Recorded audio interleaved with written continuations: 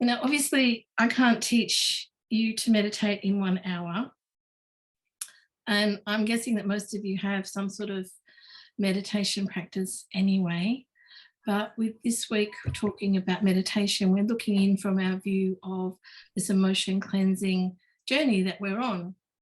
And, dealing with the big feelings, with the stress, with the anxiety, all the things that everyone is feeling from the last couple of years. So with meditation in particular, I have found over the years, I've been teaching meditation myself for 20 years. It's very easy when we find ourselves in a difficult place to say, that's too hard. I'm not doing it. My mind can't stop thinking. I can't concentrate right now. So tonight we're going to look at that and find some ways to trick yourself into meditating anyway. So we're just going to share the screen.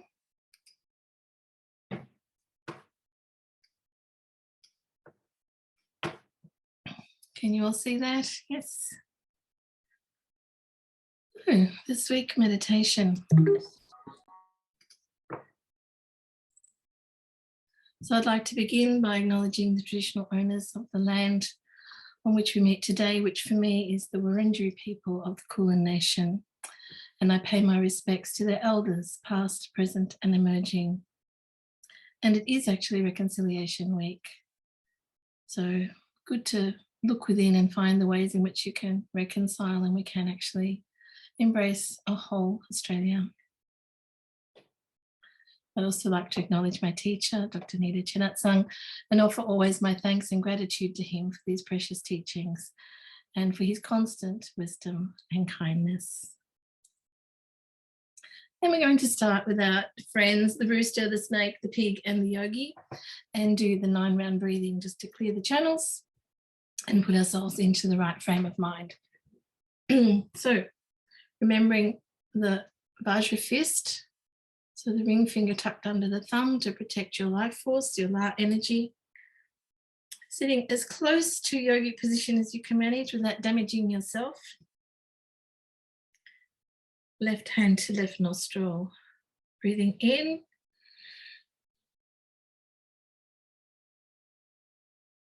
And hold. Breathing out. We're breathing out aversion, fire, snakes.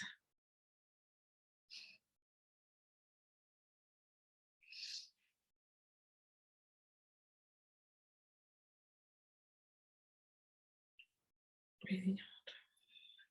Really visualize these negative influences leaving your body with each out breath. Now the two together.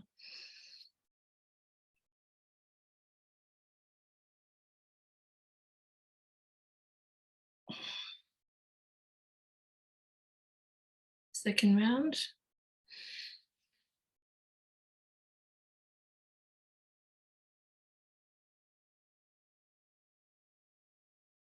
Breathing out roosters, attachment.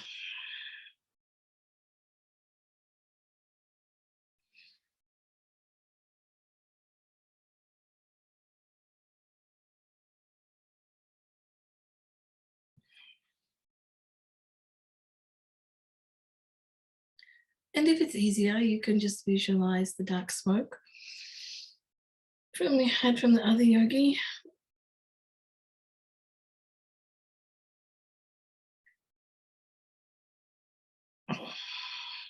Using attachment, all the little roosters. Or just visualize all negative energies leaving your body.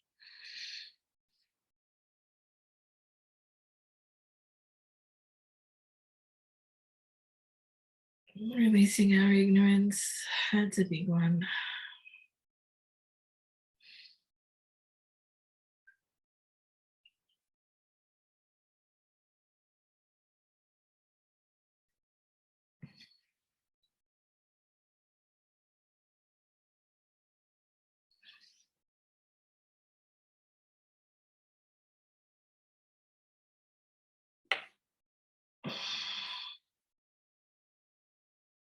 Now we'll just run through again without me talking this time. Do the visualizations that work for you and really concentrate on seeing all these negative emotions, negative energies leaving your body.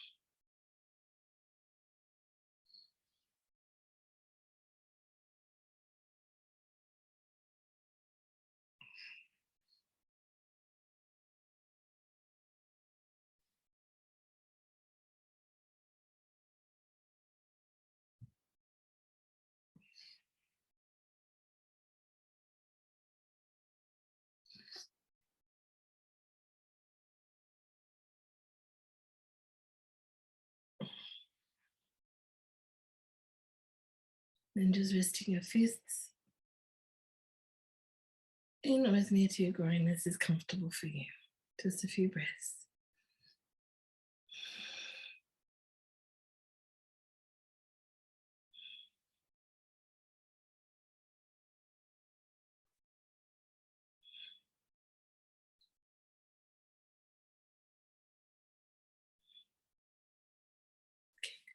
Check it out.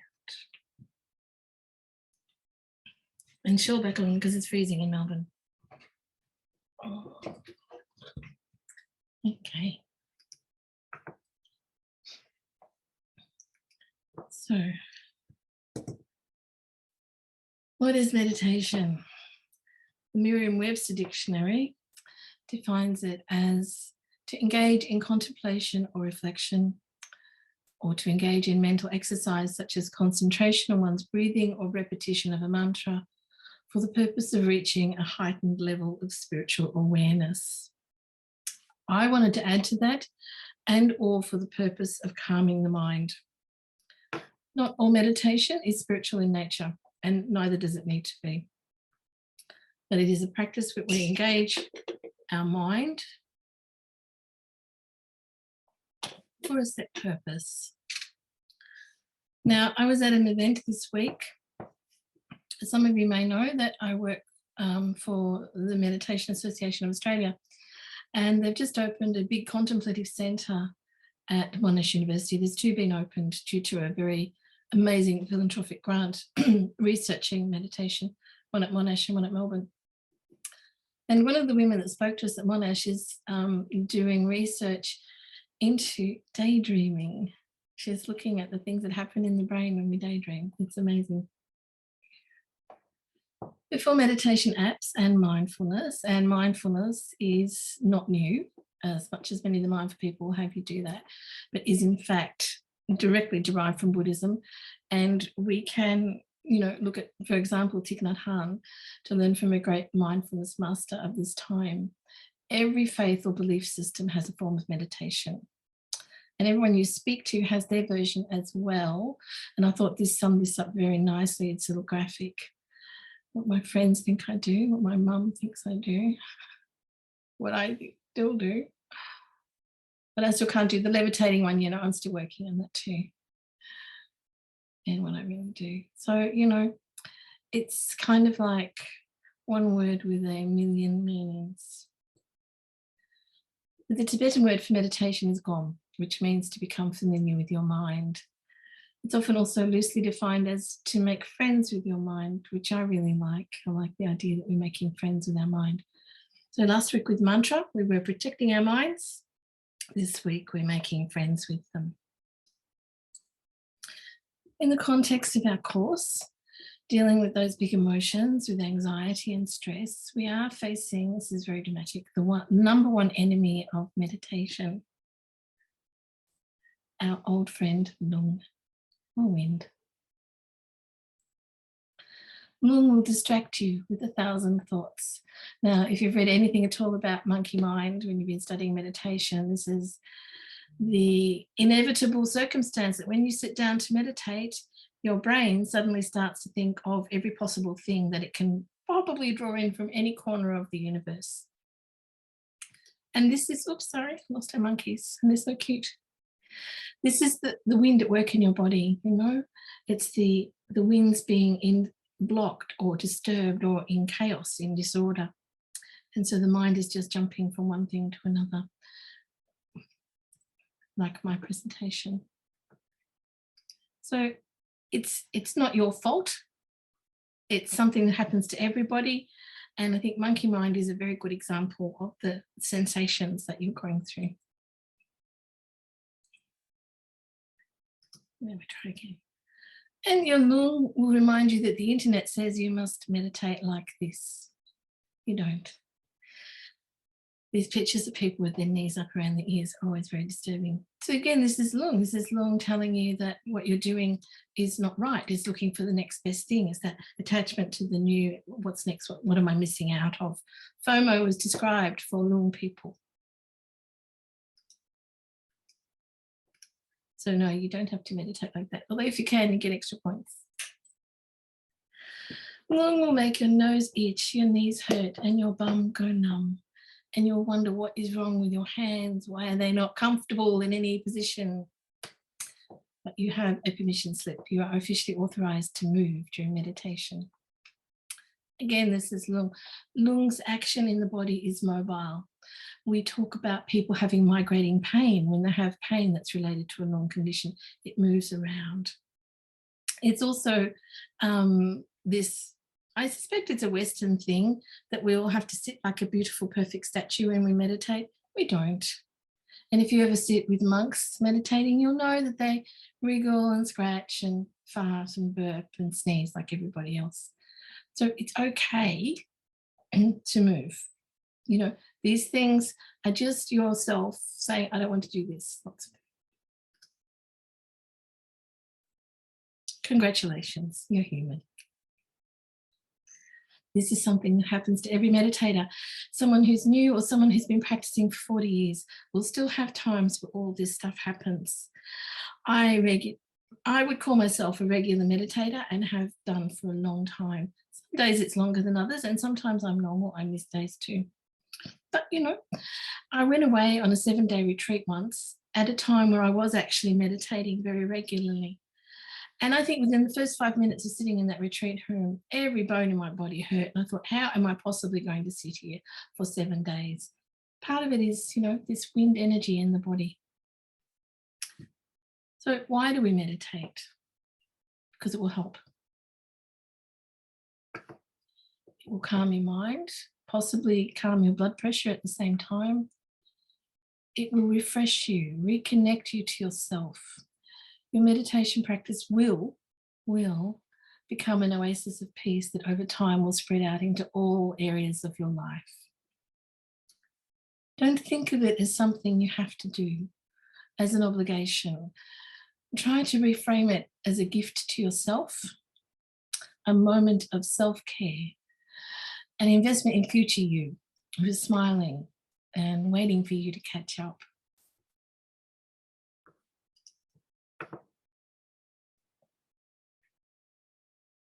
There's lots of health reasons why you should meditate, and you can look them up on the internet. There is literally thousands of research articles now. But for us, in the context of what we're doing, it's helping you put you back in charge of your mind. And that's really important. So if you Google meditation, I can't even say this number. That must be a billion, yeah? 2,180,000,000 entries. There's a lot of information out there. There are books, there's Audible things you can listen to, there's YouTube, TED, the list is endless. And that's all there for you when you want to expand and enrich your practice when you're ready. A meditation teacher can take many forms. For many people, you know, a book is their first meditation teacher. But in this short time that we have, I'm going to give you some ideas to help you create a little time in your day for meditation and offer up some options on what that meditation may look like and give some strategies for those long obstacles. And we'll do a guided meditation from Dr. Nita's book, Weapon of Light.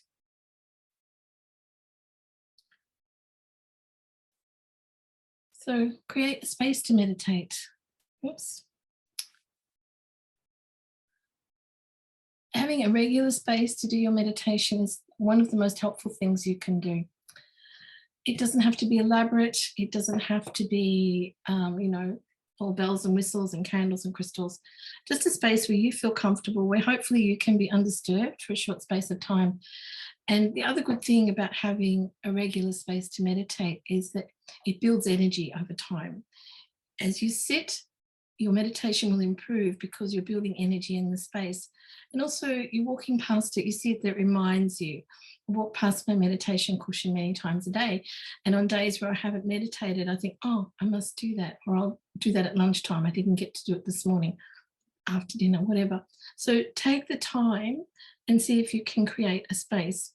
If you can't, if you're in a shared accommodation, you live with a family or housemates or something, you may have to make this a movable feast. If you could find a corner in your bedroom, and perhaps, you know, this is when it's nice to perhaps light a candle or something just to engage that mindset that now this is what I do.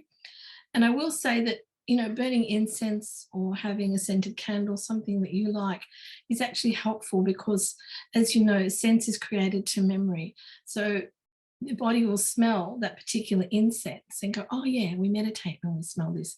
So you're already engaging your muscle memory, and your brain's going, this is what happens at this time.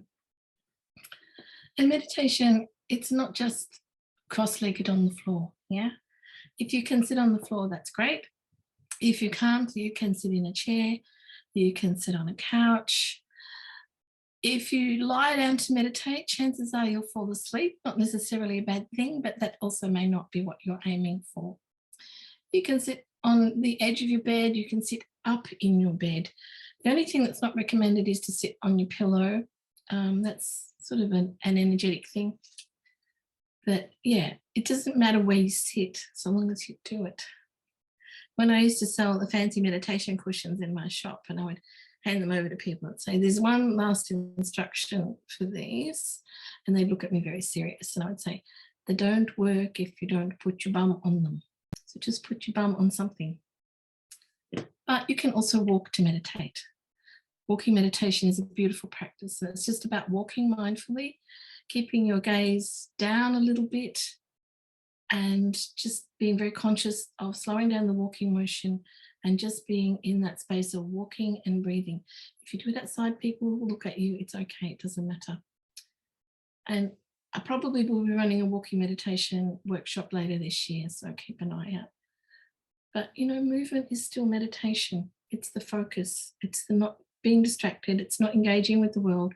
Just for this short space of time, I'm going to give myself the opportunity to be here right now and present in this moment while this is going on.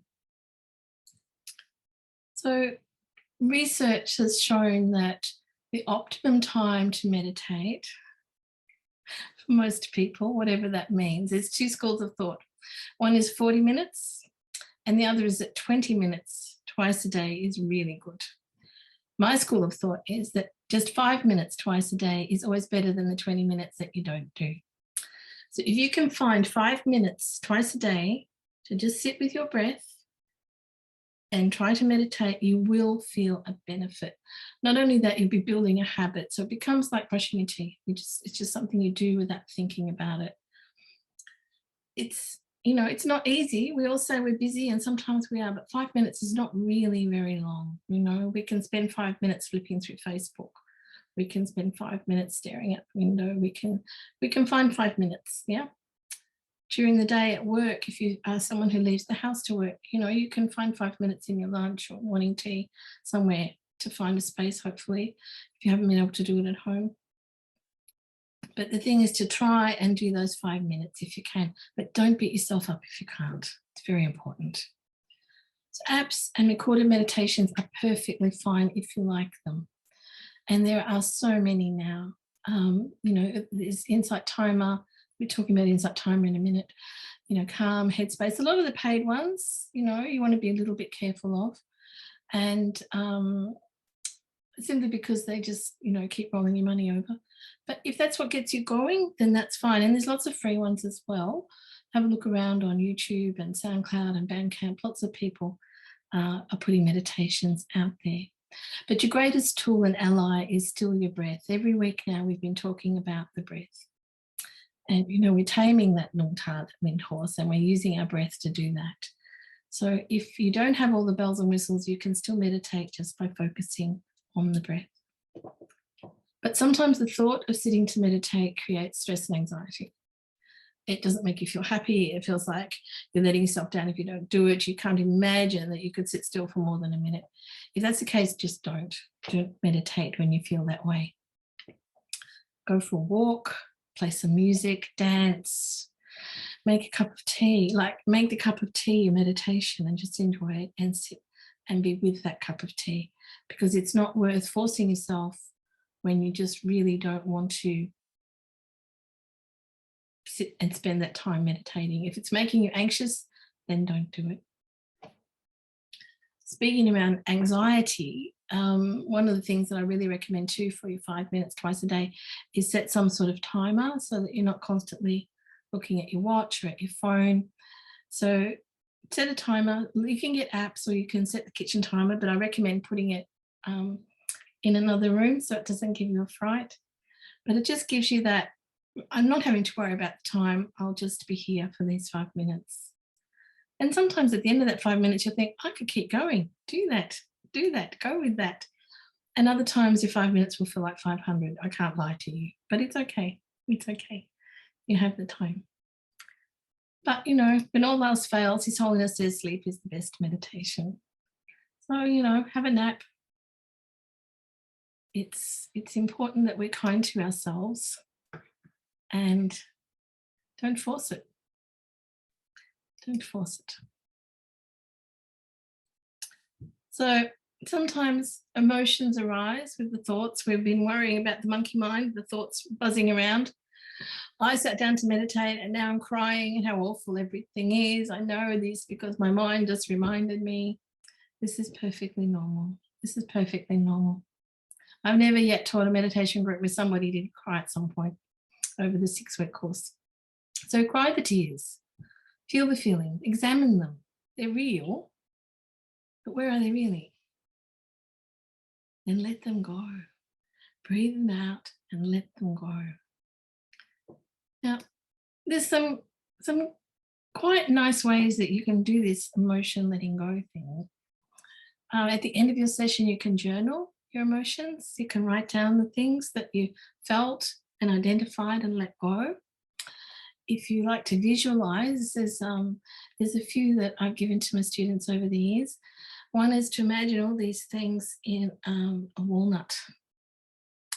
And you pop that walnut on the kitchen counter and you imagine yourself with a hammer, just breaking that walnut up to lots of little pieces that you sweep up and throw away. The windscreen wiper is another good one. Just keep wiping that windscreen. You're driving the car in the rain. Wiping a blackboard. I don't call them blackboards anymore. Wiping the whiteboard. Or you can visualize all these things in balloons and you let them go. That's the one I really like. So all of these emotions, they're in these balloons and I'm just letting them go up into the sky. So yeah, you can do it. You can do it. So the other thing I wanted to talk quickly about was posture.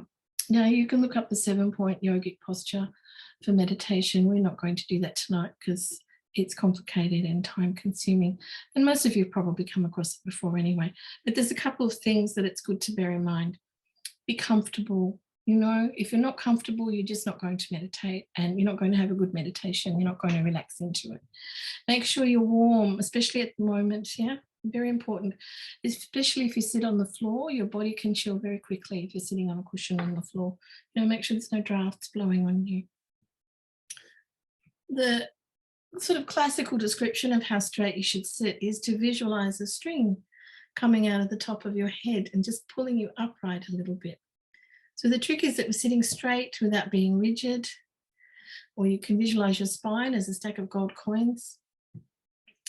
Your head is forward a little bit, not a lot, not like this, but just a little bit. The mouth is open a little bit. The open little bit mouth is great because it stops you drooling.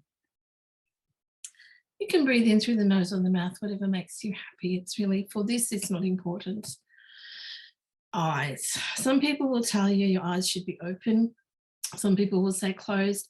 I find if you're a little bit anxious and not really in charge of your thoughts and your emotions, having your eyes closed is an open invitation to your mind to start making movies for you. If you can keep your eyes a little bit open, yeah? So I'm not asking you to sit to look like Guru Rinpoche for this one. I'm asking you to look, they say off the end of your nose, those people must have long noses, but I just sort of look down a little bit in front of me and just relax the eyes. Try not to gaze at anything. The classical thing is gaze like the ocean, body like a mountain, gaze like the ocean. But whatever works for you. Sometimes you can start with your eyes very lightly closed and you can just gently open them a little bit as you get used to it. Whatever works for you. So having said all that, we are now going to sit for 5 minutes. Now, I really like to use Insight Timer for the bells. I had it for years before I realized there were all these recorded meditations on here. So we're going to sit for 5 minutes now together. So, get yourself into position, be comfortable, be relaxed, be warm if you need to be.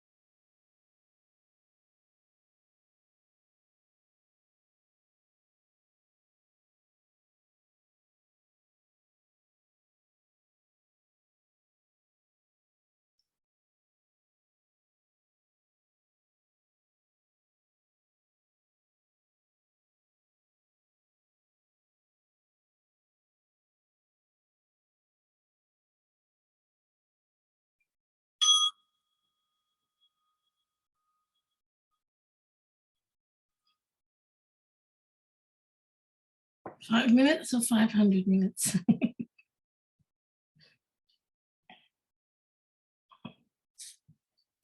So before we move into our next meditation, I'll stop the screen share for the moment. And if anyone's got any questions, we can have a quick question break before we go into the next bit.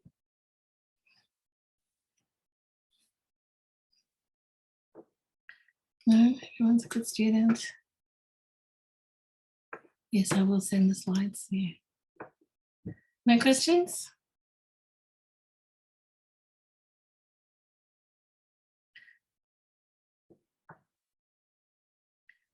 So shake out a little bit because we're going to be sitting again in this next part.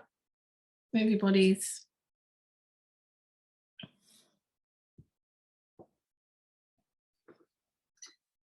And then after that 5 minute just sitting with the breath, we are now going to listen, or you're going to listen to the weapon of light.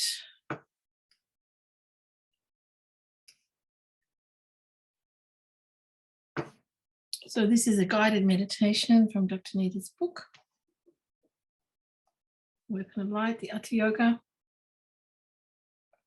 And this one deals specifically with how to manage the monkeys, So pop yourself back into position. Might be best to close your eyes for this one. Just make yourself comfortable and receive. So we are meditating on the mind at rest. Sit with your body either in Vairocana's 7-point pose or straighten your spine as is comfortable, with your eyes either closed or open. Breathe through your mouth or your nose as you prefer. Without thinking about the past, fantasizing about the future, or analyzing the present, sit relaxed without distraction. Let your mind remain with the body and just stay with your mind, loose and relaxed. Just nurture the innately peaceful, naturally occurring, intrinsically relaxed state of mind as it is.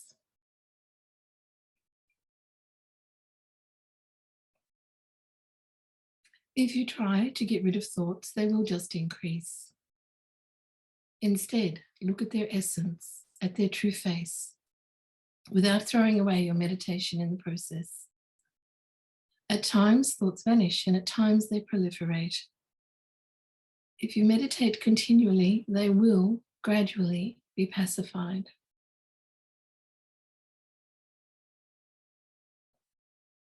Once you get used to it, there is nothing difficult about it. It's not meditation. It's just familiarizing. It is completely mastering familiarization. No matter what pleasant, unpleasant, and neutral feelings, and good, bad, or neutral thoughts multiply, don't deny or affirm them. Just hold them mindfully. Once the movement of your thoughts dies down, your mind will, by and large, come to a state of rest.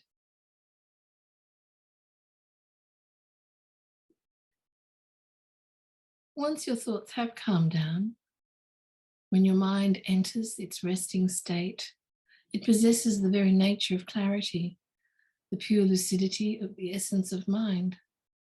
Body and mind are blissful and at ease, and the non-conceptuality of the basic state of being arises.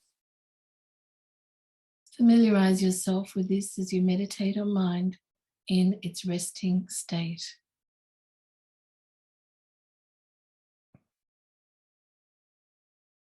With stability in this mental abiding, non-conceptual bliss and clarity appear without effort.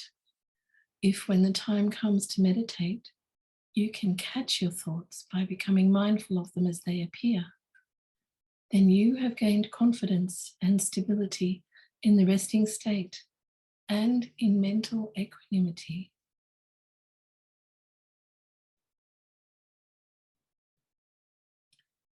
When your mind becomes wild and gets all agitated by thoughts, when it is filled with rough, afflictive emotions and abounds with thoughts which are impossible to stop in any way, just let them be free. Let them go as they please and watch their nature. Alternatively, if this mind method does not work, then do prostrations, circumambulations, yogic breath and energy exercises, or just take a break from practice.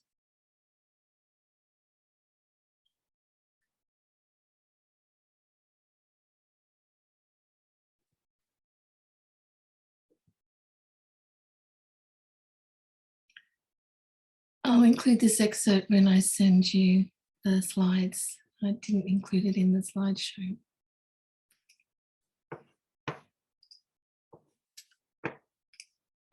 So, back to our sleeping Dalai Lama.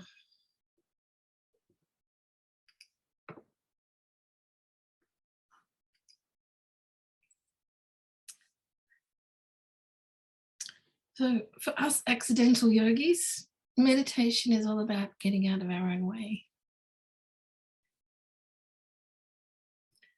And it's important to be tender with yourself, be kind, be patient always.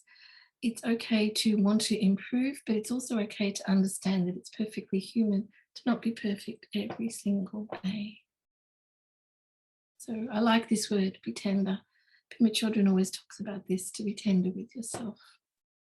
Be kind, be patient, and don't feed the monkeys, even if they're cute.